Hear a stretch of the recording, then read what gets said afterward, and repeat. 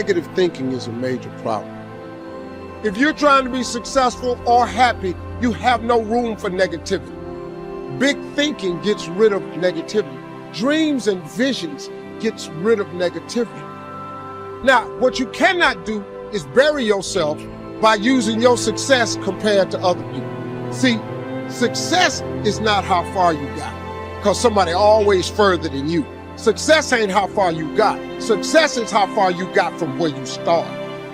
Life will push, squeeze, pressure, and attempt to make you bend at the knee. Some become a victim to life. Things happen.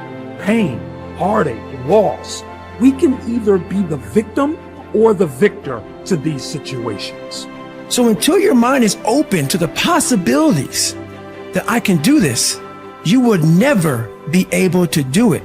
Once the mind starts to believe it can be achieved, it then, only then, does it start to break down tactically how we can do this. Until then, you're gonna always lose. For me to understand, for me to be better, for me to be stronger, I must learn to suffer a little bit. I must learn to struggle a little bit. I cannot reap the rewards of success without understanding about struggles. If you want to go somewhere that only you would go, if you want to create something new and really live a life that was meant for you, because it's literally crafted by you, you have to take the first steps on faith. If you have a dream, don't just sit there. Get your ass up and make something happen. Sometimes you just have to move. Do something. Make a call. Reach out to someone. Google something. Learn something new. Set out what you believe in. Lay out the power you have. Actually, lay out the power that you have always had. Use this, become this, and have it. Your power can take you, put you on your path to your success, to the place where you succeed.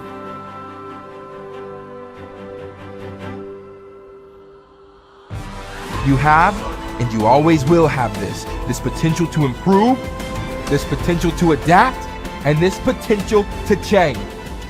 This is what you've been working for. Go on and receive that. Trying to get insight and see life as a puzzle, and your goal in life is to seek the adventures that piece the puzzle together. Who are you? You're the thing that transforms who you are.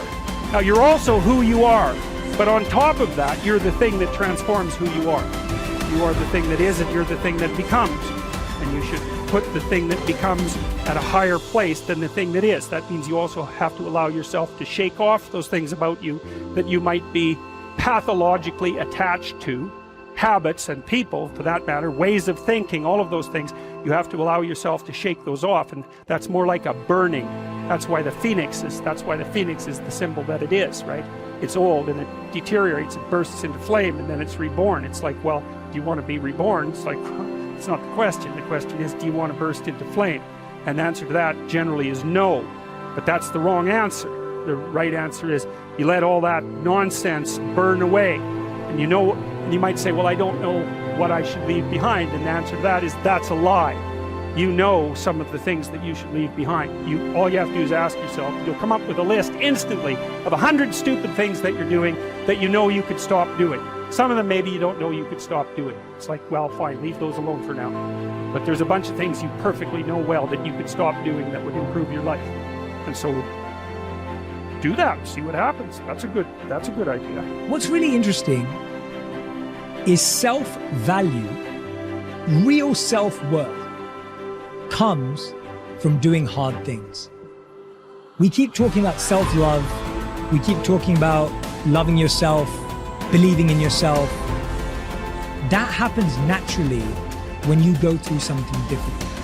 Everyone who's listening right now, I guarantee has been through something difficult. Maybe they lost a friend. Maybe they've been through cancer. Maybe they lost their job and had to rebuild. Maybe they completely got destroyed during the pandemic and had to figure everything out with their health. The point is, we've all done hard things, and self-worth and self-value comes from recognizing the hardship you've been through and the growth that you made during that time. Now, if you're someone who's listening and saying, Jay, well, I'm not sure I've been through anything that challenging, well, that's your challenge. Go and figure out what it is that you want to do that's hard. Is it developing a new skill? Is it getting a qualification? Is it starting that business or dream that you've always wanted to do? What's that difficult thing you're going to do on your own, with your friends, with the support of whoever's around you, but not with the crutch or the handicap of a partner? What are you going to build as a skill, as a tool, as a value yourself that's going to make you say, I've done something? And that's the beginning of it. The beginning is, I've done something and I did that and I can do that. And when you do that, yes, there's going to be, you're going to validate the wrong things. You're going to give yourself praise for the wrong things. You're going to go through ego. You're going to do all of that. But there's still a belief of, I can do hard things. I can do hard things by myself. And I know what value I bring to a relationship. Persistence is self-discipline in action. Your ability to persist in the face of all setbacks and temporary failures is essential to success in life. Napoleon Hill said, persistence is to the character of man as carbon is to steel. The primary reason for success is persistence. And likewise, the primary reason for failure is lack of persistence, quitting too soon. There is a direct link between self-discipline and self-esteem. Each time you discipline yourself to do what you should do when you should do it, whether you feel like it or not, your self-esteem increases. Each time you persist and force yourself to continue on, even when you feel like quitting, your self-esteem goes up. Each act of self-discipline strengthens every other act of self-discipline. Every act of persistence strengthens every other act of persistence. When you discipline yourself to persist over and over, you like and respect yourself more and more. You become stronger and more confident. Eventually, you become unstoppable. Persistence is its own reward. Every time you force yourself to persist on a task, whether it is large or small, you feel happier and better about yourself. When you go the extra mile and do more than you are paid for, or more than is expected, your self-esteem goes up. You feel more powerful and in greater control of your life. In your career, when you go the extra mile, you put yourself on the side of the angel. The primary difference between winners and losers in life is simple. Winners never quit and quitters never win. You can increase your ability to persist by talking to yourself positively. Say these words, I am unstoppable. Before you begin any major undertaking, pre-program yourself by telling yourself, I never give up. Before you can achieve anything worthwhile in life, you have to pass the persistence test. This is usually a snap quiz sprung on you unexpectedly with no warning. You suddenly face a major setback, problem, temporary failure, or even a complete disaster. When this happens, remind yourself that this is the testing time. This is when you demonstrate what you are really made of. This is when you show yourself and others the strength of your character and your true determination to succeed, your ability to respond effectively to setbacks. Your level of responsibility is the measure of your readiness to succeed. When you experience a major setback or problem, you will feel temporarily stunned. This feeling is very much like a punch in the emotional solar plexus. You will be stopped for a few seconds or a few minutes. During this period, you will often feel discouraged or experience self-pity. You will say, why me? However, it is not how far you fall that counts, but rather how high you bounce. Your aim is to bounce back as quickly as possible. Resilience in the face of unexpected reversals is vital to long-term success. Remember the warrior's creed. I will lay me down to bleed a while and then rise and fight again. Don't be surprised, shocked, or set back when things go wrong. Your best laid plans will often fall apart. Instead, expect disappointments and setbacks as a part of life. Take a deep breath, pick up the pieces, and continue onward. Our minds, our thinking controls our destinies here on Earth to a degree totally unsuspected by the great majority of people.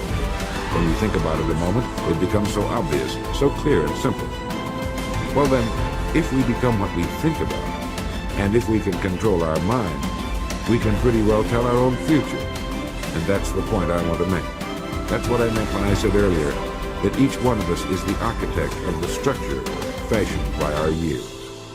This means that if we're confused about what we wish to become or accomplish, our lives, our environment will mirror that confusion. It also means that if we know what it is we seek, that it must be accomplished. Barring an act of God or a catastrophe over which we have no control, we as individuals can call our own shots for the rest of our lives. We can know what it means to go through life from one success to another, to play life according to the rules and reap the rewards. We can know what it means to have peace of mind and live calm, cheerful, successful lives. You are at this moment the sum total of your thoughts to this point, for there is nothing else you can be. And 5 years from now, you can be and have anything you set your entire mind and heart upon.